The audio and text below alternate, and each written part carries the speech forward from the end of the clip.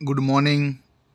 ફરીથી આપણે આપણા બીજા વિડીયો સાથે આજે હાજર છીએ, જેમાં આપણે ધોરણ 10 વિજ્ઞાનના સાચા ખોટા લઈશું. તો પહેલું, દિવાલ ધોળવા માટે CaCO3નું દ્રાવણ વપરાય છે, તો ખોટું. તો સાચું શું? તો દિવાલ ધોળવા માટે CaO એટલે કે કેલ્શિયમ ઓક્સાઇડનું દ્રાવણ, જેને કેલ્શિયમ હાઇડ્રોક્સાઇડ કહીએ છીએ, તે ઉપયોગમાં આવે છે. ખાસ યાદ રાખવું. કોપર સલ્ફેટનું રાસાયણિક સૂત્ર CuSO4 છે, તો આ વિધાન છે તે સાચું છે. સિલ્વર ક્લોરાઇડ પાણીમાં અદ્રાવ્ય છે, તો આ વિધાન સાચું છે. સોડિયમ સલ્ફાઇડનું સૂત્ર Na2SO4 છે, તો આ વિધાન ખોટું છે, કારણ કે સોડિયમ સલ્ફેટ થશે. SO4 છે એટલે સલ્ફેટ થશે.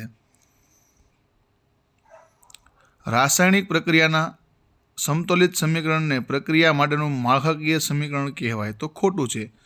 આની પહેલાંના વિડીયોમાં ચર્ચા કરી કે અસમતોલિત સમીકરણ હોય તો તેને માળખાકીય સમીકરણ કહેવાય. કોઈપણ રાસાયણિક પ્રક્રિયાની નિપજોમાં હાજર રહેલા તત્વોનું કુલ દળ એ પ્રક્રિયકોમાં હાજર રહેલા તત્વોના દળ જેટલું જ હોય છે, તો આ વિધાન સાચું છે, કારણ કે જેટલું જ દળ પ્રક્રિયકનું હોય એટલું જ દળ નિપજનું હોય, તેનાથી વધારે પણ નહીં, તેનાથી ઓછું પણ નહીં. એટલા માટે આ વિધાન જે છે તે સાચું છે. જસત વત્તા સલ્ફ્યુરિક એસિડ, ઝિંક સલ્ફાઇડ વત્તા હાઇડ્રોજન, તો આ ઝિંક સલ્ફાઇડની બદલે ઝિંક સલ્ફેટ આવશે. હાઇડ્રોજન વાયુ ઉત્પન્ન થાય તે સાચું છે. ઝિંક અને એસિડ બંને ભેગા કરવાથી હાઇડ્રોજન વાયુ ઉત્પન્ન થશે, પરંતુ ઝિંક સલ્ફાઇડ નહીં બને, ત્યાં ઝિંક સલ્ફેટ આવશે. રાસાયણિક સમીકરણમાં પ્રક્રિયક અથવા નિપજના રાસાયણિક સૂત્રોની સાથે તેની ભૌતિક અવસ્થાનો ઉલ્લેખ કરવામાં આવે છે, તો તે સાચું છે. આપણને ખ્યાલ છે કે રાસાયણિક સમીકરણમાં આપણે L એટલે લિક્વિડ, S એટલે સોલિડ, G એટલે ગેસ અને AQ એટલે તેનું જલીય દ્રાવણ એવા વગેરે સંજ્ઞાઓ આપણે લખતા હોઈએ છીએ. એટલે આ વિધાન સાચું છે. એવી રાસાયણિક પ્રક્રિયા કે જેમાં બે કે તેથી વધુ પ્રક્રિયકોમાંથી એક જ નિપજનું નિર્માણ થાય તેને વિસ્થાપન પ્રક્રિયા કહે છે, તો આ વિધાન ખોટું છે, કારણ કે જ્યારે બે કે વધુ પ્રક્રિયકમાંથી એક જ નિપજ બને એને સંયોગીકરણ પ્રક્રિયા કહેવાય. એટલા માટે આ વિધાન છે તે ખોટું છે. શાકીય દ્રવ્યનું વિઘટન થઈ ખાતર બનવું તે પણ ઉષ્માક્ષેપક પ્રક્રિયાનું ઉદાહરણ છે, તો આ વિધાન સાચું છે.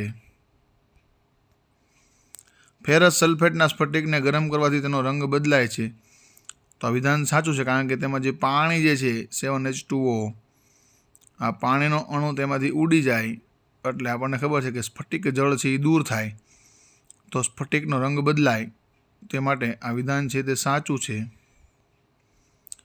AgBr સૂર્યપ્રકાશની હાજરીમાં રાખવાથી Ag અને Br2 આ પ્રક્રિયા રંગીન ફોટોગ્રાફીમાં વપરાય છે, તો ખોટું છે. પ્રક્રિયા સાચી છે, પરંતુ આ પ્રક્રિયા જે છે એ રંગીન ફોટોગ્રાફીમાં નહીં, પરંતુ બ્લેક એન્ડ વ્હાઇટ ફોટોગ્રાફીમાં ઉપયોગી હોય છે. Pb વત્તા CuCl2, PbCl2 અને Cu એ વિસ્થાપન પ્રક્રિયાનું ઉદાહરણ છે.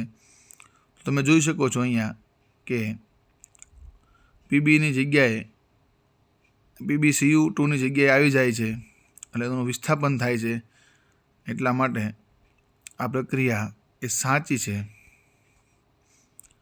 ઝિંક અને લેડ એ કોપર કરતાં વધુ સક્રિય તત્વો છે, આથી તે કોપરના સંયોજનોમાંથી કોપરને વિસ્થાપિત કરે છે, તો વિધાન સાચું છે. તો ઝિંક અને લેડ એ બંને કોપર કરતાં વધુ સક્રિય છે, એટલે તેનું વિસ્થાપન કરી શકે. અને મોટાભાગે વિસ્થાપન પ્રક્રિયાના ઉદાહરણમાં તમે જોયું હશે કે ઝિંક અને કોપર સલ્ફેટના દ્રાવણમાં નાખવાથી કોપર જે છે તે દૂર થાય છે. રાસાયણિક પ્રક્રિયાઓમાં કે જેમાં પ્રક્રિયકો વચ્ચે આયનોની આપ-લે થતી હોય તેને અવક્ષેપન પ્રક્રિયા કહે છે. આ વિધાન ખોટું છે. પ્રક્રિયકો વચ્ચે જ્યારે આયનોની આપ-લે થાય તો તેને દ્વિવિસ્થાપન પ્રક્રિયા કહેવાય. એટલા માટે આ વિધાન છે એ ખોટું છે. આનો સાચો જવાબ છે દ્વિવિસ્થાપન પ્રક્રિયા. જો રાસાયણિક પ્રક્રિયા દરમિયાન પદાર્થ ઓક્સિજન ગુમાવે તો રિડક્શન થયું તેમ કહેવાય. તો સાચું છે. હાઇડ્રોજન મેળવવો અથવા ઓક્સિજન ગુમાવવો. એટલા માટે આ વિધાન જે છે તે સાચું છે. ધાતુ પર ભેજ અથવા એસિડનો હુમલો થાય તો તેને ક્ષારણ કહે છે. તો આ વિધાન છે તે સાચું છે. લોખંડનું ક્ષારણ થવું એ ગંભીર સમસ્યા ગણી શકાય. તો સાચું છે, કારણ કે લોખંડનું ક્ષારણ થવું અત્યારે સમયમાં ખૂબ જ ગંભીર સમસ્યા છે. મોટા ઉદ્યોગો, સ્ટીલ ઉદ્યોગોને ખૂબ નુકસાન થતું હોય છે. ચિપ્સનું ઓક્સિડેશન અટકાવવા માટે તેમાં ઓક્સિજન વાયુનો ઉમેરો કરવામાં આવે છે. તો આ વિધાન ખોટું છે, કારણ કે એમાં નાઇટ્રોજન વાયુનો ઉમેરો કરવો પડે. જો આપણે ચિપ્સને બગડતી અટકાવી હોય તો તેમાં નાઇટ્રોજન વાયુનો ઉપયોગ કરવો પડે. હાઇડ્રોજન વાયુની શોધ હેનરી કેવેન્ડિશે કરી હતી. વિધાન સાચું છે. હેનરી કેવેન્ડિશ નામના વૈજ્ઞાનિકે સૌપ્રથમ હાઇડ્રોજન વાયુની શોધ કરી હતી. ઓક્સિડેશન કરતાં પદાર્થનું ઓક્સિડેશન થાય છે. તો વિધાન ખોટું છે. ઓક્સિડેશન કરતાં પદાર્થનું હંમેશા રિડક્શન થાય છે.